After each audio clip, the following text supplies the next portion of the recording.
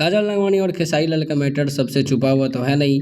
अभी और ज़्यादा हाईलाइट हो गया है काजल लखमानी का मैटर। अभी शांत होने का नाम ही नहीं ले रहा है और साथ में इनका गाना भी बहुत बूम मतलब तेज़ी के साथ आगे बढ़ रहा है। कुछ दिन पहले इनका रोने वाला एक वीडियो वायरल हुआ था, जो रितेश पांडे के बर्थडे में गई थी, वहाँ स्टेज शो था और वहाँ से रो रही थी। तब इस पर काफ़ी वीडियो बने, काफ़ी पोस्ट हुए। उसको लेकर के उन्होंने एक लंबा चौड़ा पोस्ट किया है और पूरे वीडियो के में इस पोस्ट के बारे में पढ़ना थोड़ा मुश्किल है, आप लोग पॉज़ करके पढ़ लीजिएगा। लेकिन एक जगह उन्होंने लिखा है कि जिस आदमी के बारे में समझ रहे हैं आप लोग, उस आदमी के लिए तो मेरी जूती भी ना रोए, तो मैं क्यों रोने जाऊँ। वहाँ जो है राकेश मिश्रा किसी लड़की के बारे में उसका दुःख व्यथा सुना रहे थे, जिसको सुनकर मैं इमोशनल हो गई और उसके चलते मेरे आँसू निकल गए। बाकी जिस आदमी के बारे में आप लोग सोच रहे हैं उसके लिए मेरी भी जूती भी नहीं रोएगी।